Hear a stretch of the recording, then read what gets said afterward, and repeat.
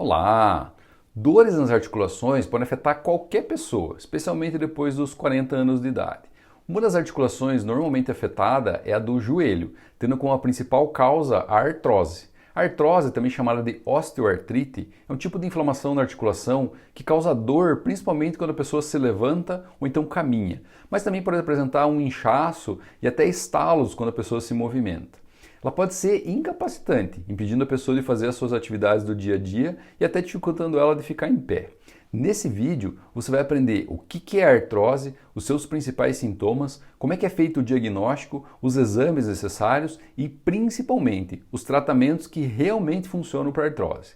Já aproveite para deixar o seu curtir e me seguir se ainda não o faz. Seja muito bem-vindo ao meu canal. Antigamente, acreditava-se que a artrose era uma doença degenerativa causada pelo desgaste da articulação, devido principalmente ao seu uso com o passar da idade. Isso porque é uma doença que afeta principalmente pessoas idosas, né? Atualmente, se entende que é uma doença bem mais complexa do que isso e que tem o processo inflamatório como uma das principais características. O nome mais adequado para a doença é osteoartrite. Isso porque esse sufixo "ite" significa justamente inflamação e, portanto, osteoartrite significa literalmente inflamação no osso. Para entender a doença, a gente precisa antes conhecer como é que funcionam as articulações do corpo. Uma articulação serve basicamente para unir dois ossos e permitir a realização de movimentos. Os movimentos dos cotovelos, dos punhos, dos dedos das mãos só são possíveis graças às articulações. Elas são compostas basicamente por cartilagens, tendões musculares e um líquido chamado de líquido sinovial, que fica dentro de pequenas bolsas que a gente chama de bursas. As cartilagens são formadas essencialmente por proteínas, principalmente do tipo colágeno, e elas servem para amortecer os impactos e evitar o choque direto de um osso contra o osso. Já os tendões são a parte final dos músculos, a parte do músculo que se prende ao osso. Eles são os responsáveis pela estabilidade da articulação e também eles que permitem o movimento. Muitas vezes as pessoas chamam essa estrutura de nervo, o que não é muito adequado, porque os nervos são estruturas normalmente não visíveis a olho nu e que servem para transportar os sinais elétricos do cérebro até os músculos, né? Os nervos são a parte, digamos assim, a fiação elétrica que faz as articulações funcionarem. Uma inflamação em um tendão é chamada de tendinite. Lembra lá do sufixo "ite", que significa inflamação? Então, o líquido sinovial é uma espécie de lubrificante que é encontrado dentro de pequenas bolsas dentro das articulações, as bursas. Ele serve para evitar os atritos entre os ossos e os tendões. Quando ocorre uma inflamação dentro dessas bolsas, a gente chama isso de bursite. E quando essa bolsa se rompe por algum motivo, pode acontecer um derrame articular, né, que é a saída, esse extravasamento do líquido sinovial na região da articulação fora da bolsa, onde ela deveria estar contida. Na doença osteoartrite ocorre um processo inflamatório que acomete todas essas estruturas, o osso, a cartilagem, os tendões e as bursas também, o que pode levar ao derrame articular, um espessamento e até uma calcificação, um endurecimento dos tendões e até a destruição de parte dos ossos da articulação numa doença mais avançada. Esse processo inflamatório todo acarreta dores, inchaço, rigidez e calor no local da articulação afetada. As principais articulações afetadas pela osteoartrite são aquelas presentes nos joelhos, nas mãos, no quadril e na coluna, mas qualquer articulação pode ser acometida, inclusive a dos ombros. E algumas pessoas podem ter mais de uma articulação doente ao mesmo tempo, não necessariamente só uma. A artrose é mais comum em mulheres do que em homens e tem um aumento de prevalência com o aumento da idade. Quanto mais idoso, mais chance de ter a artrose. É menos comum a gente encontrar a doença em pessoas que tenham menos de 40 anos de idade e muito raramente ela se manifesta antes dos 25. A Organização Mundial da Saúde estima que cerca de 10% dos homens e cerca de 18, 20% das mulheres no mundo todo tenham pelo menos uma articulação afetada pela doença. Isso em pessoas com mais de 60 anos.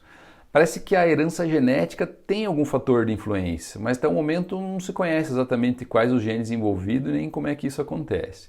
O excesso de peso, sim, esse tem um papel extremamente importante na osteoartrite, principalmente nas articulações do joelho e do quadril, que são as que precisam segurar a maior parte do peso do corpo.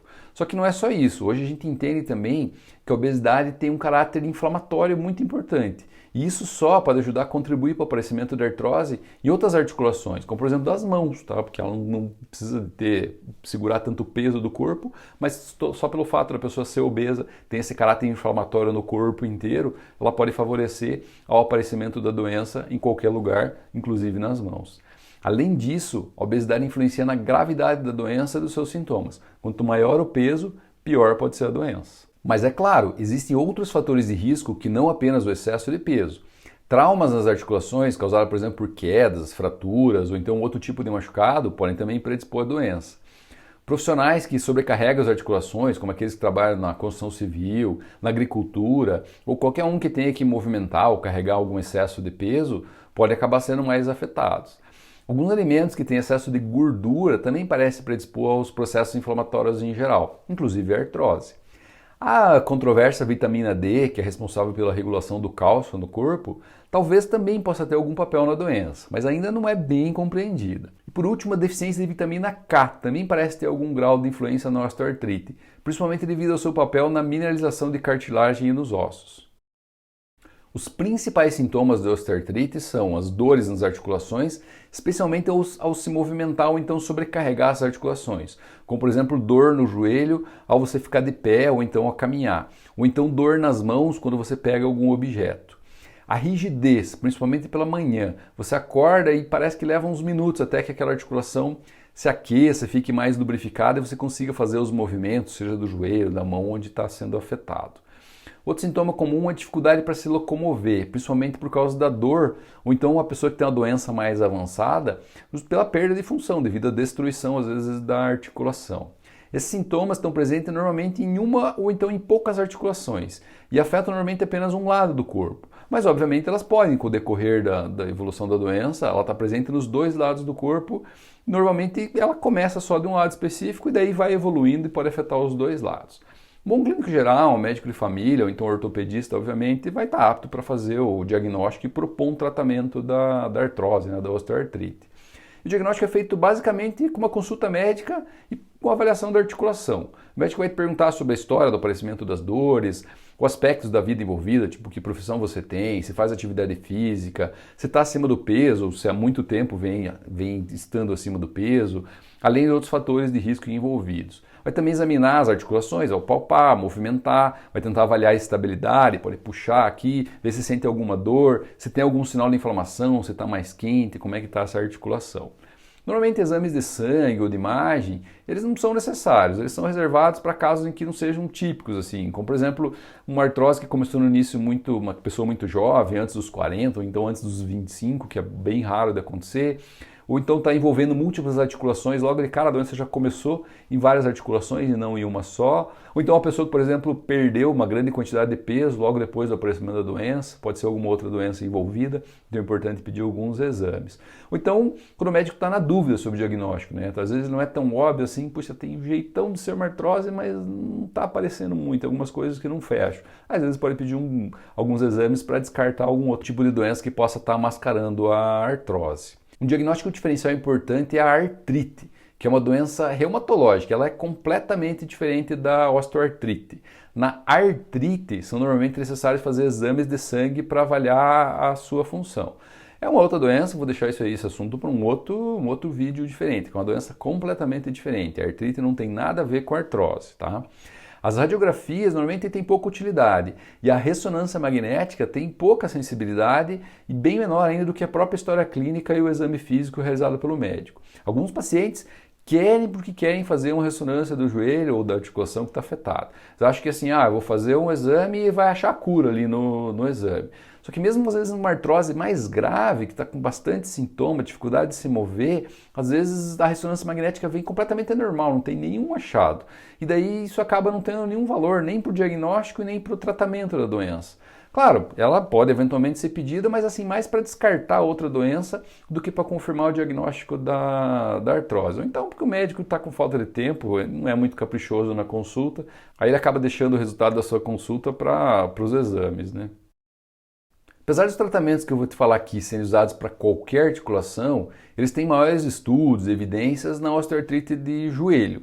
Isso porque são as articulações assim que disparadas que são as mais afetadas, né? O tratamento consiste basicamente em medidas que possam reduzir os fatores de risco para piora da doença, bem como alguns medicamentos e atividade física e eventualmente cirurgias para os casos de maior gravidade. Os objetivos do tratamento são de amenizar a dor, reduzir a progressão da doença e melhorar a funcionalidade da articulação, permitindo que a pessoa tenha uma vida normal e independente de qualquer outra pessoa, né? Agora, antes de qualquer medida, o entendimento da doença é crucial e por isso a importância desse vídeo. Independentemente do grau da dor, das articulações afetadas, da idade, do nível funcional ou de outras doenças associadas, a principal medida e que é a base do tratamento é a atividade física regular. E é o tratamento que as pessoas mais negligenciam e daí acabam na mão de médicos inescrupulosos às vezes que prometem os tratamentos milagrosos, a cura da noite para o dia e que infelizmente não funcionam. Até o momento, não tem um consenso assim, sobre qual que é a melhor modalidade de exercício, a duração, a intensidade e a frequência que vai ser o melhor para a artrose. Por isso, o melhor exercício é aquele que você mais se adapte, que você goste e que realmente pratique regularmente, né? Eu costumo dizer que o melhor exercício é aquele que você faz, né? Se você não está fazendo nada, não adianta. Qualquer exercício que você esteja fazendo já vai estar te ajudando. Os estudos aí que têm maiores evidências mostram que a prática de caminhada, bicicleta, remo e corrida na água são as melhores opções para reduzir a dor e evitar a progressão da artrose de joelhos. Já a hidroginástica, ela até ajuda, mas é num grau bem menor. E apesar de não ter bons estudos, é melhor evitar fazer atividades de impacto, como por exemplo corrida ou alguma que envolva salto, principalmente em casos mais avançados da doença. A ideia aqui é que a sobrecarga da articulação com essas atividades podem promover para acabar piorando a doença, né? Destruindo a articulação, comprometendo mais ainda a articulação. A prática de uma atividade chamada de Tai Chi Chuan, que é uma arte marcial chinesa, ela é pouco comum aqui no nosso país, mas ela parece trazer boas melhoras na evolução da doença. A perda de peso tem um papel assim importantíssimo. Há sempre um número mágico nos estudos que mostram que perder cerca de 10% do peso ela melhora em cerca de 50% os sintomas da doença. O uso de bengalas também pode ajudar, principalmente em casos de desalinhamento da articulação, ou então pessoa que tem história de queda, de tontura, ou então que tem dor mais forte, ou pessoas que às vezes têm resistência a fazer um outro tipo de tratamento, como a caminhada, né, o exercício físico.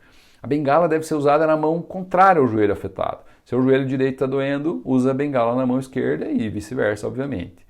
De preferência para bengalas que tenham ajuste de comprimento, porque elas permitem um uso mais duradouro, né? E também garantem mais conforto, evitando dores em outras partes do corpo. Às vezes a pessoa está usando uma bengala muito alta, começa a ter dor nas costas porque está muito desalinhada a coluna, né? Então a bengala precisa ser ajustada para ficar ali logo abaixo da altura do quadril, esse osso maior que a gente palpa aqui do quadril, um pouquinho mais para baixo, de forma que o cotovelo fique aqui com uma articulação leve aqui enquanto você está segurando a bengala.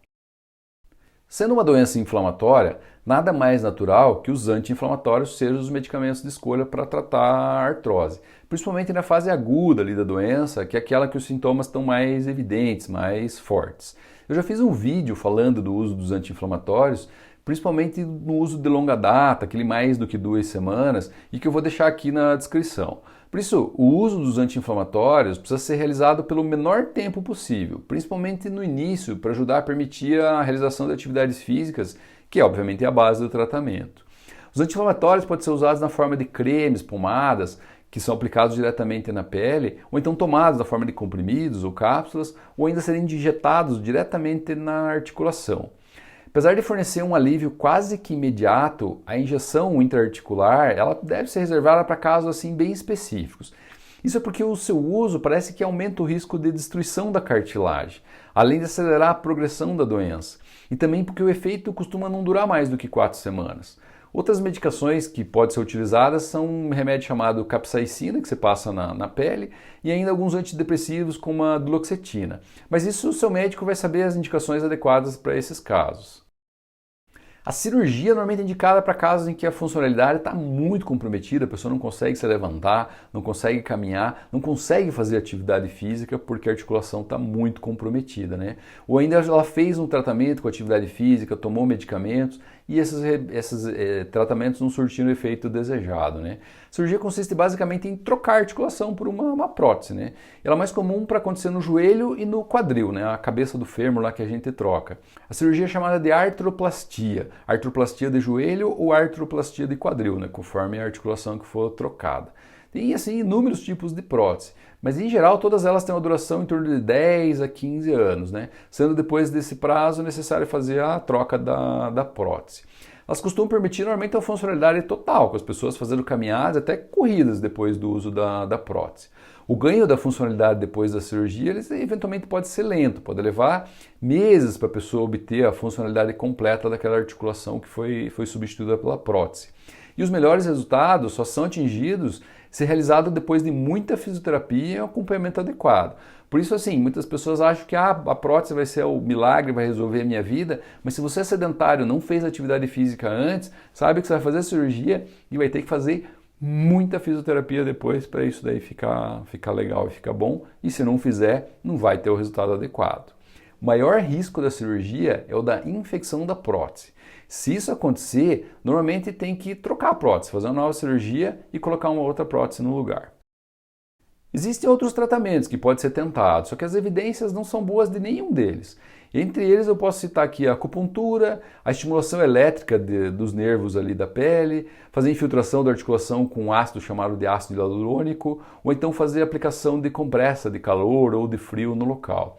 E também alguns medicamentos, como por exemplo o paracetamol, ou então medicamentos condroprotetores e também o colágeno, tá? Todos esses parecem que não ajudam muito. Sobre o colágeno, eu vou fazer um vídeo daqui a algumas semanas te informando por que o colágeno não ajuda na artrose como você acha que ele deveria ajudar. Já assina o canal e ativa as notificações para não perder esse vídeo. A artrose, ou osteoartrite, é uma doença inflamatória muito comum na população, aumentando a prevalência com o passar da idade e afetando principalmente os joelhos. O diagnóstico é feito com uma consulta médica, normalmente não precisa de nenhum exame adicional. A base essencial do tratamento consiste em atividade física regular e eventualmente o uso de alguns medicamentos, principalmente os anti-inflamatórios. A perda de peso é primordial e o uso de bengalas pode acabar sendo benéfico para algumas pessoas. A cirurgia da troca de articulação é reservada para casos mais graves e que não melhora com os tratamentos principais. Espero profundamente que você tenha gostado desse vídeo e que ele tenha te ajudado de alguma forma a entender melhor como que funciona a artrose. Se você ainda ficou com alguma dúvida, deixe suas dúvidas aqui abaixo ou então comente nas redes sociais. Semana que vem eu vou te falar da rinite alérgica. Não perca! Um forte e caloroso abraço. Tchau!